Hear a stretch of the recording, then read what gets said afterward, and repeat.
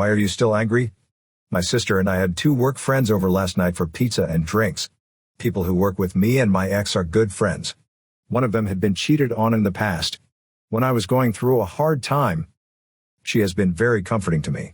There's more. Last night, we talked a lot about my ex, and I talked trash with one of my brother and friends-in-laws while my sister and the other friend were on the couch. I may have been a little loud when I was talking. Why are you still upset about this? My sister says that a smart and funny person like you shouldn't stay still on this. Because you're angry. Still? I then looked at her and almost started to cry as I tried to say, it's not that simple. When my brother-in-law says they were together for 9 years, I think that's interesting. How long have we been together? Suppose I told my sister that I had been cheating and had just moved out. She said quite a serious shout out to my brother-in-law and friends who could clearly see that my sister was being insensitive. I couldn't believe that my own sister didn't believe me when she saw what I had been going through for the past 5 months. I guess it's true that some people don't care about things until they affect them. Donna is in a bad mood today, so she doesn't. Also, just to make sure we're on the same page, my sister's husband is her brother-in-law.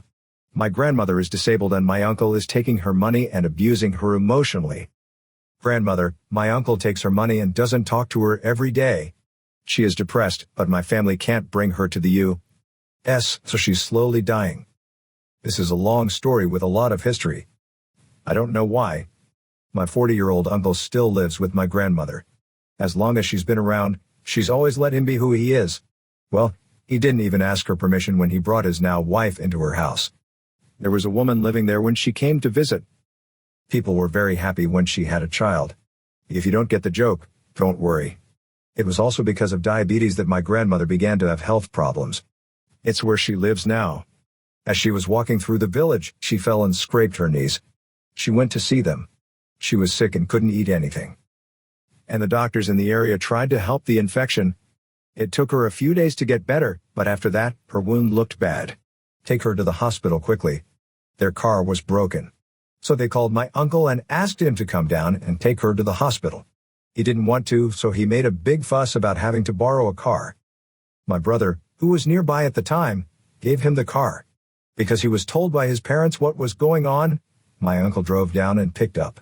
Keep her foot up and hurry up. He didn't even notice you. She was close to being delirious by now, so she could really do it on her own now. A lot of time passed before he stopped for food. He then took her to my aunt's house, not the hospital. My aunt doesn't have a very loving daughter, either. She isn't very nice, but she is a good person. She took my grandmother to the hospital, and my mother flew from the United States to Mexico. Certainly, my mother knew about the whole thing. But since she didn't have the money to fly almost 3,000 miles, she did the best she could. She couldn't do it. There were a lot of doctors there when my mother got there. She talked to them and they told her that she was likely going to die. In the end, my mother and aunt called everyone they had ever known, and they were sent to a private hospital with a doctor on staff. In the end, they all split the bill. They took my grandmother to the place. That my grandmother was too weak to go through surgery, but she had an infection in her leg. It was too quickly. To get rid of it, they had to cut off her leg. It had eaten through the bone. If they waited too long, it would get to her heart, and she would not like it. She told my mom to let her die in a few hours, so that she wouldn't be a burden anymore, so it was only after my mother and aunt agreed to have the surgery that they agreed to. She made it through, but she was depressed. A plan was made for her to get the prosthetic when she was well enough. My mother had to come back home, but everything had already been set. When my grandmother got diabetes, she had to give up her eyesight as well, so this letter didn't make things worse. My uncle sometimes stops talking to her because of what she is said to have done. He does ask for her money, though, which isn't a big surprise. My mom once caught him trying to steal money from my grandma, and he didn't give her the money. We don't have the money yet to bring her to the U.S. She is my aunt. Because we aren't rich, we don't visit her very often. We send her money and go when we can. She can't say a word to my uncle because she loves him. For her, she'll be on her own because she's old and blind. For the simple reason that he has basically taken over the house and leaves her alone in her room. Most of the time. Because he's upset for some reason, he came up with the idea that his wife is the one who brings her food. She also sometimes plays with her grandchildren. People from her family come over on the weekends, but she sometimes treats them badly because they're there. They didn't come for a while. He also didn't take her to get her prosthetic leg, so she can only get in her wheel. But she needs someone to drive her around. Even her garden is in good shape now. When does she have a good day? When I call her, she says that she can sense that death is at most a few years away. Overall, it's a very bad situation. We can't do much about it because she'll say he isn't emotionally abusing her and is afraid of being left alone to fend for herself, so we can't do much about it.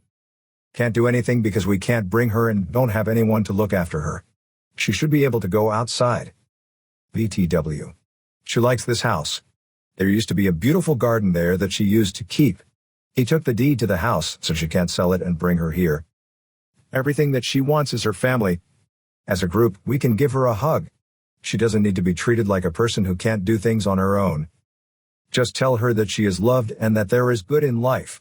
She used to love sewing and embroidering, but now she doesn't like these things as much. God, she made the best food. She would have been a chef if she could have paid for school. She'd also make us the best clothes. There's nothing wrong with her. She just needs to be told how much we love her and that she doesn't need to have been used to be loved. I was taught not to be mean to people. Even though I haven't been able to show you how important my uncle is. A great uncle, but a terrible, terrible person. Towards my grandmother. I hope one day he goes through even a small amount of what he is going through with my grandmother. That a mill or at least good luck will happen one day. In this case, what would you do? Free BFS, STDs, and in.